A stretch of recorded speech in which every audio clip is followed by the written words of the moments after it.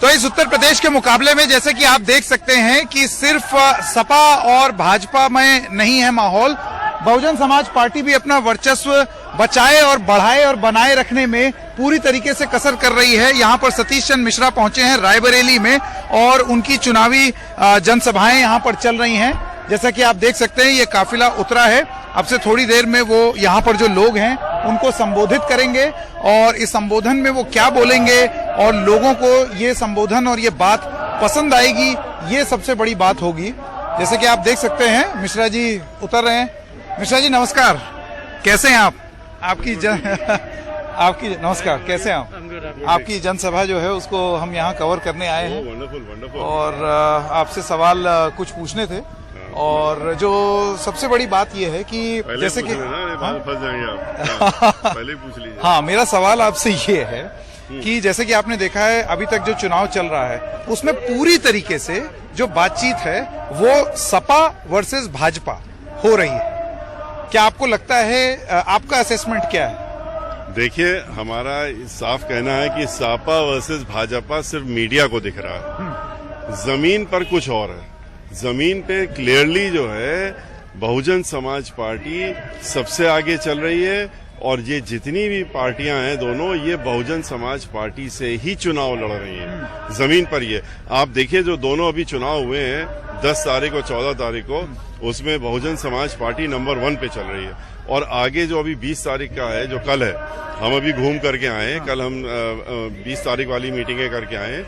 हर तरफ एक तरफा बहुजन समाज पार्टी। मीडिया क्या दिखा रहा है वो अलग है। मीडिया से हम लोग इसीलिए पब्लिक जो है वो देख रही है, और अब की बार मीडिया को उसी तरह का अब की बार झटका लगने वाला है जैसा 2007 में लगा था। मैं सतीश जी आपसे ये पूछना चाहता हूं कि यही जो आप ओपिनियन पोल की बात कर रहे थे उस समय हमने देखा था, लेकिन the impact on the ground versus what the reality is going to be, are you over estimating the performance of the BSP, या किस आधार पर आप इस नतीजे पर पहुंचे हैं कि बीएसपी बहुत ज्यादा मजबूत? No, I am not at all over estimating the force of BSP. In fact I am telling you, हम आपको जो भी बता रहे हैं it is on the basis of what I have seen myself. हम पूरे प्रदेश में अभी चुनाव के दौरान की बात कर रहे हैं, अभी जो हम घूम रहे हैं, जब से चुनाव की घोषणा हो गई है और जब से माननीय बहन जी की रैलियां भी शुरू हो गई हैं। हमारी रैलियां तो पहले हो चुकी थी, अब तो ये 3rd राउंड है, लेकिन इसके पहले और जो माननीय बहन जी की रैली चल रही है, आज भी अम्बेडकर नगर में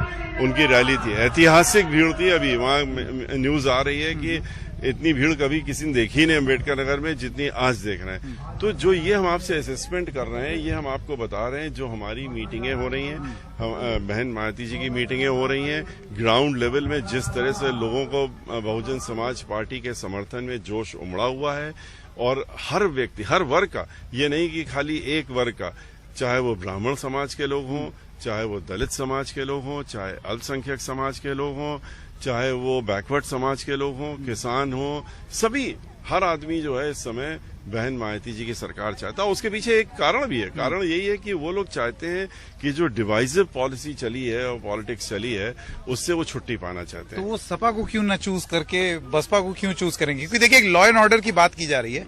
अभी ये बताया जा रहा है the BJP's chief minister has fixed और controlled the law and order situation in Uttar Pradesh. देखिए, लॉ एंड ऑर्डर फिक्सिंग की बात अगर खाली शूट आउट से कहने से होती कि मैंने इतने लोगों के बुलडोजर चला दिए और इतने 500 ब्राह्मणों की हत्याएं हो गई और 100 ब्राह्मणों के एनकाउंटर कर दिए, दलित समाज को हमने इतनी तरह से उत्पीड़न कर दिया, तो इस तरीके से लॉ एंड ऑर्डर की बात नहीं। लॉ एंड ऑर्डर होती है जो बहन मायावती जी ने करके दिखाया था अपने 5 साल में। लॉ एंड ऑर्डर के लिए तो अभी इनको बहुत से क्लासेस लेने पड़ेंगे बहन मायावती जी से, तब लॉ एंड ऑर्डर की असलियत समझेंगे क्या लॉ एंड ऑर्डर होता है। लॉ एंड ऑर्डर जो है खाली बहन मायावती जी को मालूम है कैसे चलाया जाता है, उन्होंने चला के दिखाया भी, और डेवलपमेंट भी बहन मायावती जी ने करके दिखाया।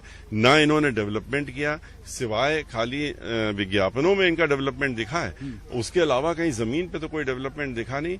आज भी आप यहाँ से आए हैं, यहाँ के बाद कोई अम्बेडकर गांव आसपास कहीं का होगा, पूछ लीजिएगा और चले जाइएगा, और वहां जाकर के आप देख लीजिए डेवलपमेंट। 29,500 अम्बेडकर गांव हैं इस तरीके के, जो आपसे मैं कह रहा हूं, देख लीजिए जाके। और उसी प्रकार आज भी आज 10 साल से ज्यादा हो गए, 12 साल हो गए, आपको वहां पर जो विकास किया है वो आपको नजर आएगा। सीसी रोड समझ में आएंगी, दिखेगा हर चीज, और बहन मायावती जी के गुणगान भी आपको सुनाई देंगे। एक मेरा आखिरी सवाल है, और वो सवाल ये है, The BSP has done business with all parties or an alliance with all parties in the past. इस बार मैंने जो पिछला आपका इंटरव्यू किया था, you said that rather sit in the opposition than tie up with the BJP. Do you retain? I definitely, I still say the अभी same भी उस thing. पर आप कायम हैं? Yes, yes. We will not go with any of these parties. If we are unable to get the majority, we'll rather sit on the opposition, but not go with them. लेकिन साथ साथ में ये भी बता दें कि जिस तरह से माहौल चल रहा है उसमें हमको कहीं बैठने की जरूरत नहीं पड़ेगी।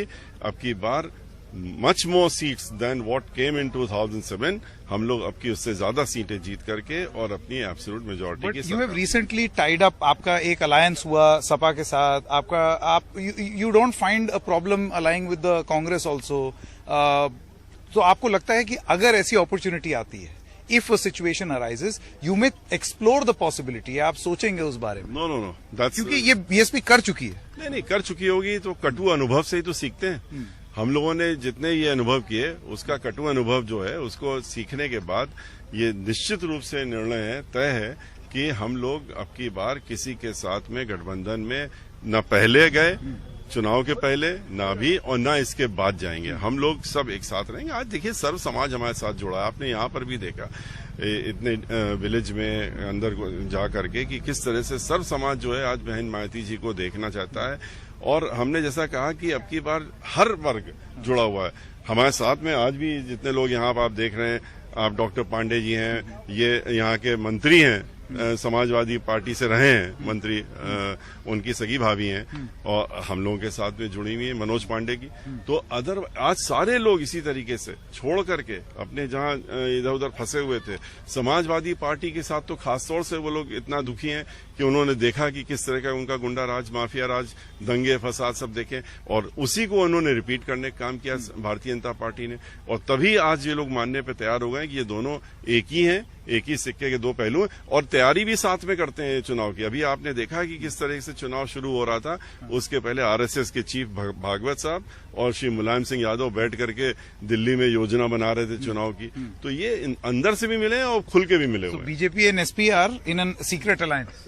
Now they are in open alliance. अभी से नहीं, अलायंस तो इनका 2003 में जब इन्होंने सरकार बनवाई थी, समाजवादी पार्टी की भारतीय जनता पार्टी ने तो बनवाई थी और कांग्रेस से मिल करके, तो उसके बाद तभी से ये अलायंस में एक साथ हैं। उसके बाद प्रधानमंत्री बनने के लिए पार्लियामेंट के अंदर मुलायम सिंह यादव जी ने उनको बधाई दी, एडवांस में कहा कि मेरी शुभकामनाएं, आप बनिए। उसके बाद अभी आप देख रहे हैं किस तरीके से मिल करके आए दिन योगी जी के साथ, उनके साथ इनकी तस्वीरें जो उठने बैठने की वो सब आती रहती हैं। और अब तो सीधे सीधे शीर्षस्थ जो हैं भागवत जी के साथ बैठ करके अपनी प्लानिंग बनाई है। तो ये लोग तो मिले हुए हैं ही हैं और खुल के मिल गए हैं। पहले अंदर अंदर मिलते थे, अब ओपनली मिल गए। मेरा आखिरी सवाल, एक अपने आप को 300 दिए बैठा है, एक 400 दिए बैठा है, 3 छोड़ा है सबके लिए, बसपा का क्या मूल्यांकन? देखिए हमारे क्या बार कितने पार? देखिए अगर 1000 सीटें हो रही होती चुनाव, तब तो ये 400, 370 और ये सब की बातें समझ में आती इनकी करें।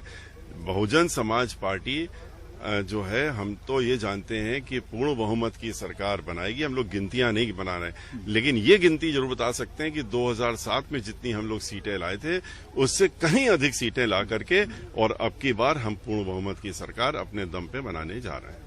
Satish Chandra Mishra ji, thank you so much for talking to NDTV. Thank you.